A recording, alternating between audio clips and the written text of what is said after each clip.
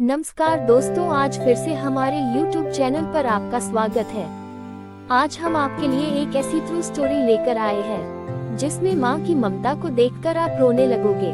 तो चलिए शुरू करते हैं। 2 साल के रामू को गोद में खिलाते हुए काजल ने अपनी बहन पायल से कहा, पायल, पता नहीं क्यों मुझे कभी कभी ऐसा लगता है जैसे रामू हमारी संतान नहीं।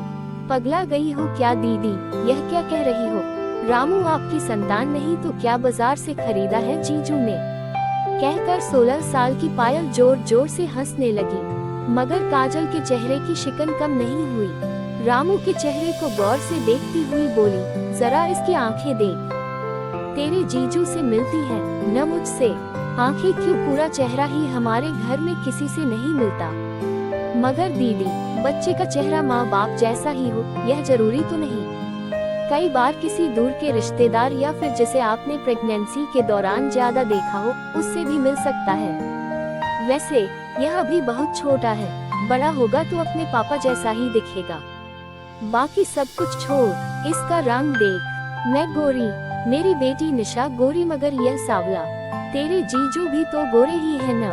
फिर ये, अरे दीदी, लड़कों का रंग कहाँ देखा जाता है? वैसे भी यह 21वीं सदी का बच्चा है। जनवरी 2010 की पैदाइश है। इसकी बर्थ डेट खुद में खास है। 12 जनवरी 2010 को जन्म लेने वाला ये तुम्हारा लाडला जरूर जिंदगी में कुछ ऐसा काम करेगा कि तुम दोनों का भी नाम हो जाएगा। प्यार से रामू को दुलारते हुए पायल ने कहा। वो तो मैं मानती हूँ पायल की लड़कों का रंग नहीं देखते, और फिर माँ के लिए तो अपने बच्चे से प्यारा कुछ हो ही नहीं सकता, पर यूँ ही कभी भी कुछ बातें दिमाग में आ जाती है। याद है दीदी, इसके जन्म वाले दिन जीजू कितने खुश थे, इसे बाहों में लेकर झूम उठे थे। बेटा हुआ है, इस बात की खुशी उनके चेहरे पर देखते ही बनती थी। मुझे तो लगता है जैसे जीजू इस पर जान छिड़कने हैं और एक तुम हो जो इसे।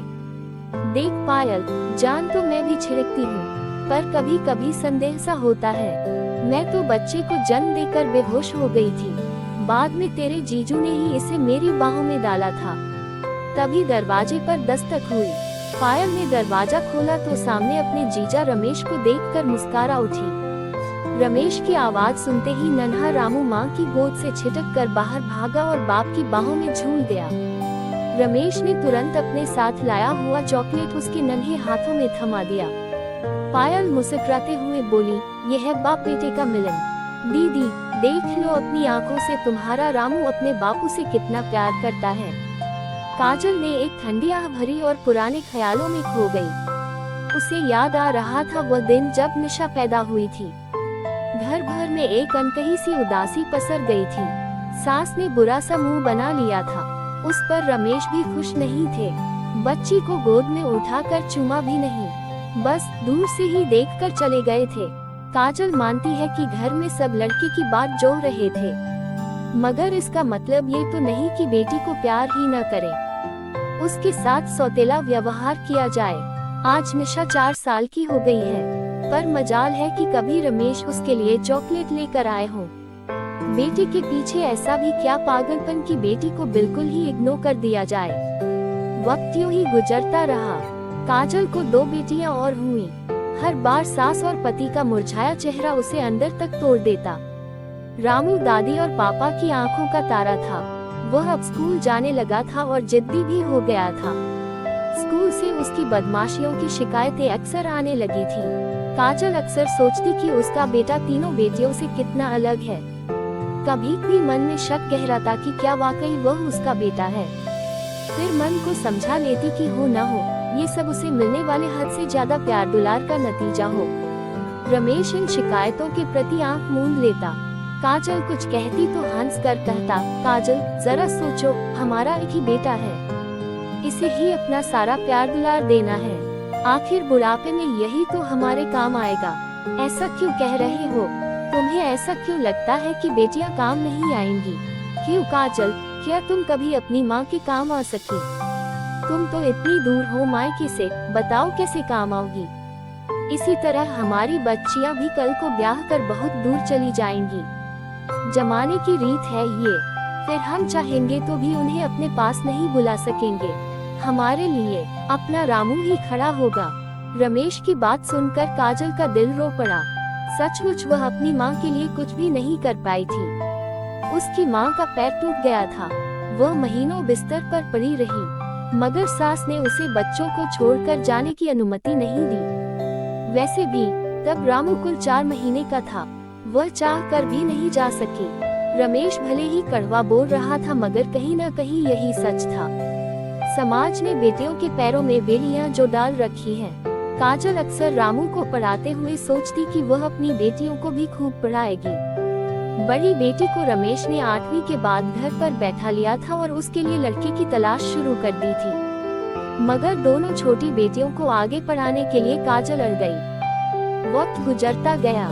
रामू ने 12वीं पास कर ली। बाकी विषयों में साधारण होने के बावजूद वह मैथ्स में काफी तेज निकला। पूरे खानदान में कोई भी मैथ्स में कभी इतने अच्छे नंबर नहीं लाया था। रामू के नंबर इतने अच्छे थे कि रमेश ने उसे इंजीनियरिंग पढ़ाने की ठान ली। एक अच्छे कॉलेज में दाखिले और फीस के लिए बाकायदा उसने रुपयों का इंतजाम भी कर लिया था। मगर कुछ समय से रामू को कई तरह की शारीरिक परेशानियां महसूस होने लगी थी। उसे आजकल आंखों से धुंधला दिखने लगा था। एक आंख की रोशनी काफी कम हो गई थी। बार बार हाथ पैर सुन्न होने लगे थे। बोलने में भी कई बार कठिनाई होने लगती। उसने घर वालों को ये सारी बातें नहीं बताई थी। इंजीनियरिंग एंट्रेंस टेस्ट से ठीक एक दिन पहले वह अचानक लड़खड़ा कर गिर पड़ा। काजल ने हड़बड़ा कर उसे उठाया तो वह रोने लगा। क्या हुआ बेटे? काजल ने घबरा कर पूछा तो उसने बड़ी मुश्किल से अपनी सारी तकलीफों के बारे में विस्तार से बताया। तब तक रमेश भी आ गया था। उसने देर नहीं की और तुरंत बेटे को डॉक्टर के पास ले गया। डॉक्टर ने कई तरह के टेस्ट लिख दिए। जांच के बाद पता चला कि उसे मल्टीपल स्क्लेरोसिस की समस्या है। मल्टीपल स्क्लेरोसिस एक ऑटोइम्यून डिजीज है जिसमें सेंट्रल नर्वस सिस्टम प्रभावित होता है। इसमें देखने, बात करने, चलने और ध्यान एकाग्र करने से जुड़ी समस्याएं पैदा होती हैं। इंसान अपना संतुलन खो बैठता है। इससे पीड़ित व्यक्ति कई बार लकवे का शिकार भी हो जाता है। डॉक्टरों के मुताबिक रामू के शरीर का एक हिस्सा आंशिक रूप से लकवाग्रस्त ही हो गया था। ये बीमारी कभी भी पूरी तरह ठीक नहीं हो पाती। रामू की बीमारी काफी गंभीर हालत में पहुंच चुकी थी और लाखों रुपयों का खर्च आना था। रामू पूरी तरह ठीक हो सकेगा या नहीं, इस बारे में भी श्योर नहीं कहा जा सकता था। इस बीच डॉक्टर ने रमेश और काजल का DNA टेस्ट कराने की बात की। ये टेस्ट रामू की बीमारी बेहतर ढंग से समझने और सही इलाज के लिए जरूरी था। काजल तो तुरंत तैयार हो गई, मगर रमेश टेस्ट कराने से आनाकानी करने लगा। काजल ने लाख कहा मगर वह तैयार नहीं हो रहा था।